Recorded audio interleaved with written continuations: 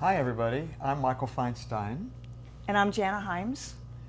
and we are with you today here in the Songbook Archives to talk about orchestrations and scores, and mainly popular music is what is assembled before us. And Janna is so amazing because you straddle many different worlds of music. As a conductor and musical director, you have the opportunity to work with all different types of scores, and you have to interpret these things based on so many different variables depending on the age of the music, and make artistic decisions depending on what is presented to you in a score, and sometimes one has to extrapolate and figure out the rest of the story.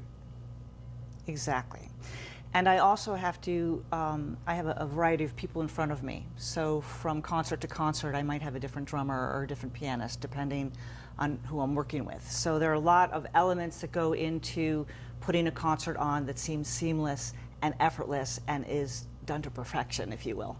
So yes, there are a lot of decisions to be made. And for me, because I conduct music from the Baroque period up to today, I have to have a real understanding of different genres of music and really understand what swing music is, what Baroque music is, classical, romantic, contemporary, and they're all different. They all have a different type of playing, a different sound, and a different, some of them have a similar message, interestingly enough, but they're played differently, and I have to show that to the orchestra often and teach them how to do that. And it's a great challenge, and I love it. Well, I know that you do it well because I've had the pleasure and honor of working with you. It was my honor. Well, thank you. It's wonderful to be able to take, in some instances, scores that are here in the archive and bring them back to life, as we were able to do with a few of the charts that you conducted for the last time that we worked together. We have pulled some things from the archive that we hope you will find interesting, because we don't want you to change the channel.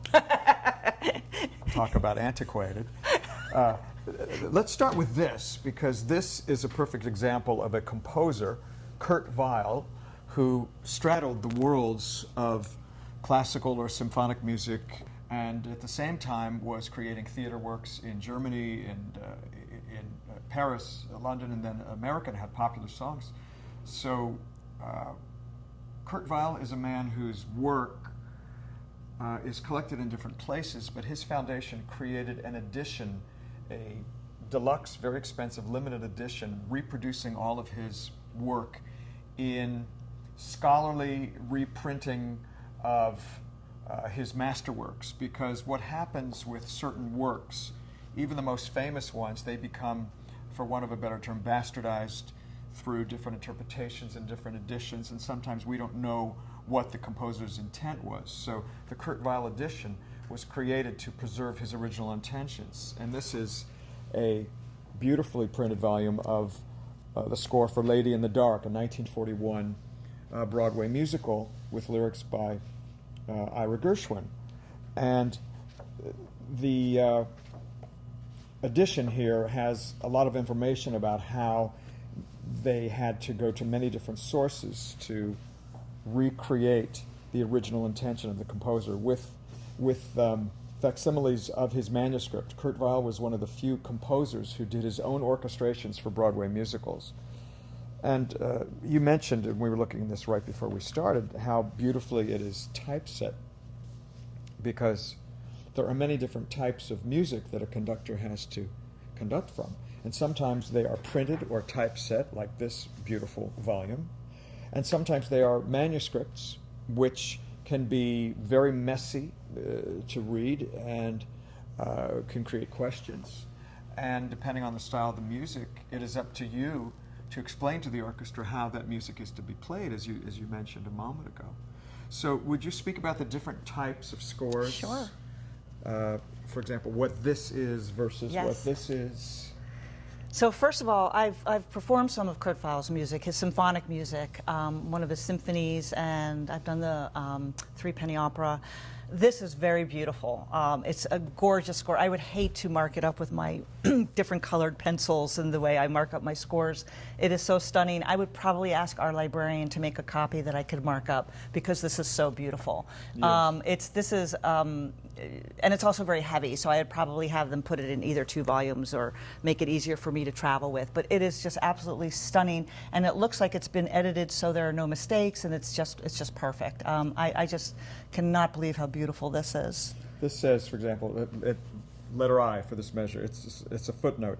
In the original production, all players doubled the top voice of violin 1 at the unison for 62.2 to 5. So they're Yes. explaining changes that were made in the original production of the show that are not reflected in the manuscript, but it gives the conductor the option to make the Exactly. decision as to whether they want to play it the way it was changed or the original. So that's a great a point where I might rehearse it and say, you know what, let's do what this says. I think it would sound better to double the violins, the octave, or what is this one?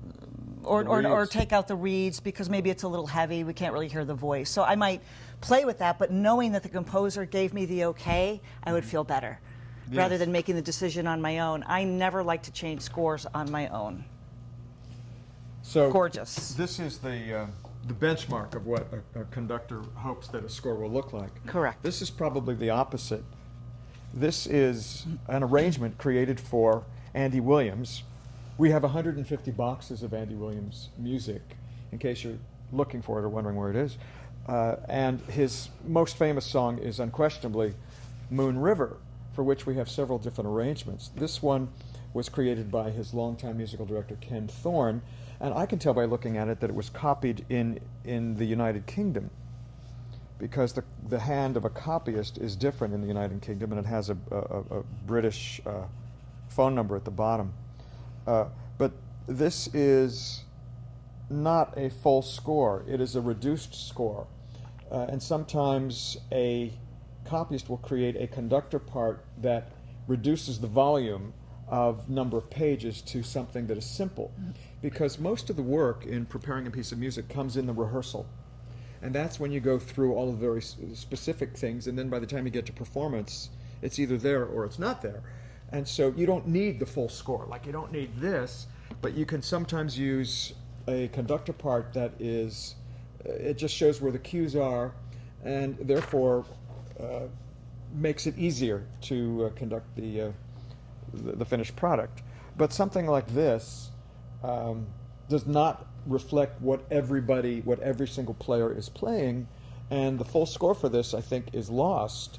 So at some point, we should probably recopy or recreate the original score, but that costs money. And so if one were to perform this, they could pass it out and they could perform it. Some of these parts, though, have all kinds of notations and writing. It says, don't play here, tacit, and this play. I mean, it's very confusing. And if you hand this to a musician, they will have so many questions that you'll spend the rest of the rehearsal trying to answer their questions. And sometimes you don't know what the questions are going to be till you get on the stand, and suddenly well, you never know. And then it's like, oh my God. So what I would probably do with this, because I've conducted a lot of scores that look like this, that are like in a piano format that have indications of when the horns or the strings come in. So I can look at this and know how it's supposed to sound, and I can play it on the piano and figure it out. What I would probably tell our librarian is to, especially if I didn't want those markings, to erase everything and we'll start from the beginning, because you're right, that cello part was a mess and our cellist would not understand anything. But a lot of popular music, and when I say popular music, I mean songbook type music, or music theater, or music that is not written for classical orchestra, and more popular, is written like this, and we have to just adjust, or conductors have to just adjust and learn how to read something like this. It's not ideal because we don't, like you said, know every single thing they're doing, but we can throw the cues and we can hear, and sometimes I'll just write notes like this is a gliss, or this is an arpeggio here, and they're doing this here, just for my own self. But I bet if we had the parts that were clean and ran this down, it would be perfect, because I think that they could just easily read this. So that's a good one. So I think some of them that we have here might be a little bit more difficult. Yes. One of the things that's happened in music technology, as has happened in the world, is that now many people compose music using modern technology, and therefore things are no longer written out in manuscript, and they are created on a computer, and it's very easy to make changes and to print out parts, and it's a very simple process.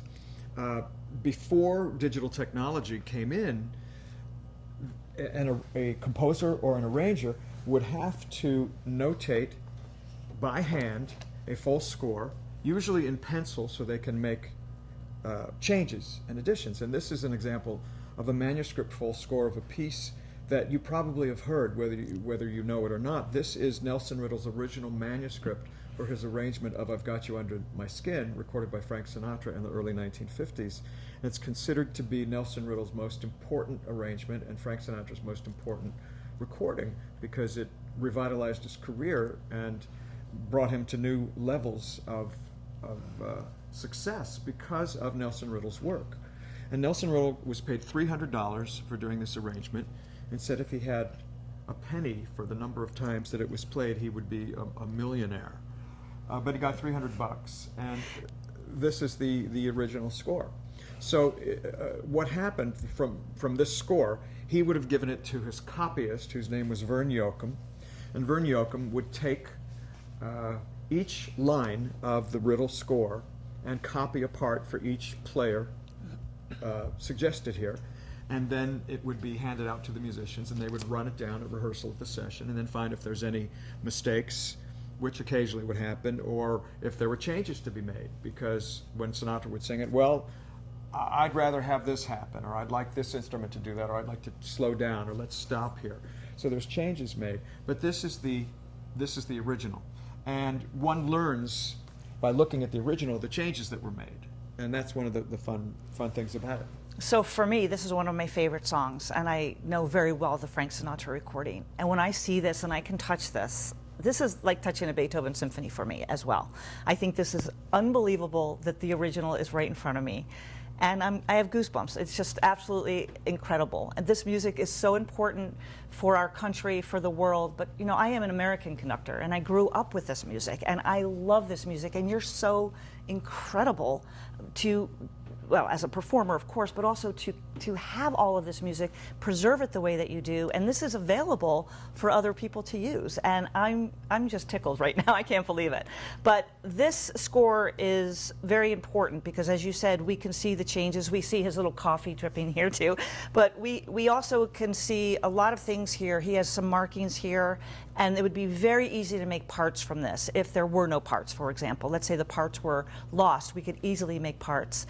We just did a premiere last weekend of a living composer, and I love working with living composers, and everything's done on computers now, like you said. I prefer working with dead composers. Yeah, well, I do a lot of that. I'm sorry. But it was all done on the computer. So when we were rehearsing the piece, he wanted to change a note. He went back to the computer and made it. There was no erasing.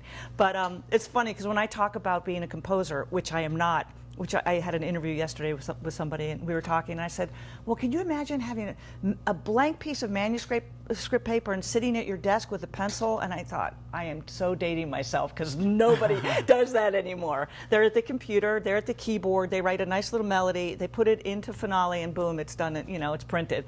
So I don't know how they do that. I don't do any of that, but I was really excited to do that premiere. I can't stress enough how exciting it is to look at this music, Michael. It's just so amazing. Thank you so much for showing me that one. Oh, well, it's a great pleasure. All this music is available. The reason that it is here is not only to preserve it, but to make it available, so if people want to perform it or orchestras want to play it, we want to make it available. Nelson Riddle would love the fact that people care about something that he did so many years ago that was ephemeral, it was just for the moment, but has become iconic, and that's why archives are important. And so there's lots more to explore, and I thank you, Janna, for your incredible expertise and talent, and sharing the joy of this. So come back and Oh. grab what you want to I'm to going play to do anytime. that. And It's my first time here. I've never been here. I don't know why, but now that I'm here, you're going to be saying it's Janna again. Oh no. once you have found it, never let it go. And on those musical notes, we'll see you next time here in the archive. Bye. Bye.